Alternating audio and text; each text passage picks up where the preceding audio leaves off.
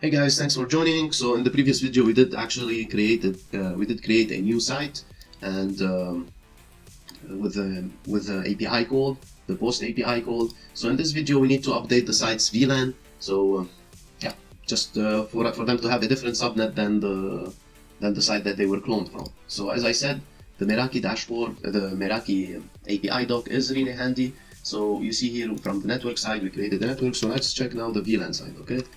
So, okay. So let's get a list of all the VLANs available on the network. So we need the VLAN ID, the network ID to do that. So there's two ways of doing that. Or we get it from the get networks from the organization, or we just get it from here since we just created the network, okay?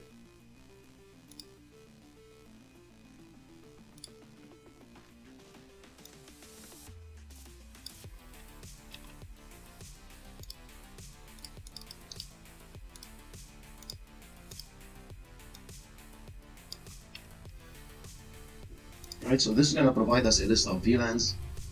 Let me rename that.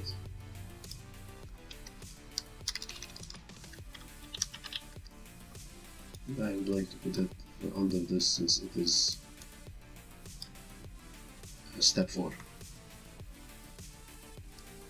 Alright, so you see this is VLAN 10, VLAN 2, and you see it provides us with a subnet. And what's nice about it also, it's actually also providing the HCP information. So with the same API call, you could actually tweak both of them at the same time. So that's always nice. So let's duplicate this. Alright, so edit, and here we're gonna do in place of get, so edit network VLAN. And what's cool about it, so if you specify here the VLAN ID after this query, so it's gonna return only VLAN 10. Okay, so let's update only VLAN 10. Just go to the body, row. And what we're gonna do with the Python script, that this is all in dictionary format, so it's like JSON, you convert it to dictionary, so it's pretty handy. Alright, so VLAN 10, put network ID staff. So all we want to do is actually increment the second octet in the subnet to 2, just to make it a different subnet. But we're going to use the same wildcard when performing the security. So what we'll have a /23 for each branch, and whenever we're performing like a security an access list on the firewall beyond the Meraki, like in the data center or whatever, we could use a wildcard that will match all the staff subnet, or whatever subnet we want to create the policy for. Alright, I think that's good. And let's implement that.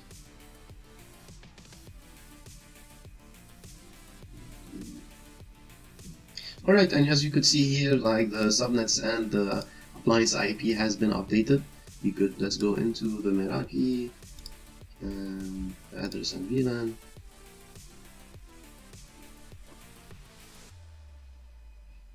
And you could see here the IPs has been updated, and under the HCP also the IPs have been updated here, and the reserved IP and even the fixed IP address.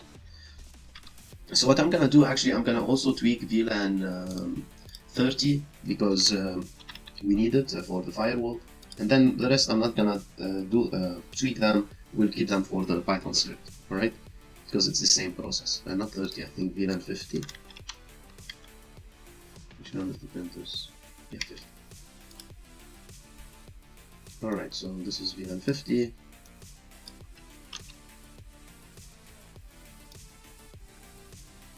Oh man. Alright, I messed it up.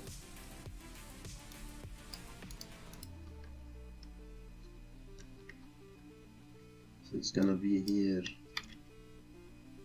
Let's take a look at it. It's, yes.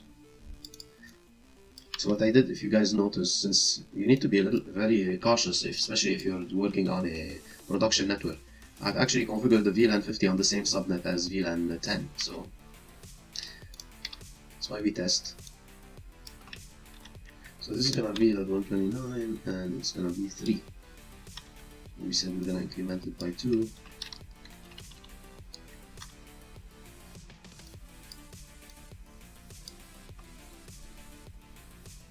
You know, I don't want to have a fixed IP. Let's see if I remove that. Let's see if that will erase the existing ones.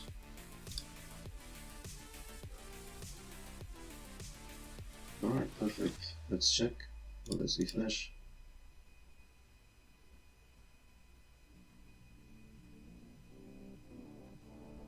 Alright, perfect. And it removed the reserved IPs. Let's check address and VLAN. And this is the host. And I didn't get staff, it should be perimeter.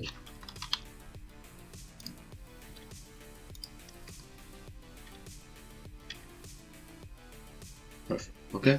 Alright, perfect guys. So I'm gonna stop here. In the next video we're gonna configure the firewall rules, and yeah, I'll see you in the next video. Please guys, if you could like and subscribe. Also click on the notification button if you are interested in getting notified with new videos. And thank you. I'll see you in the next video.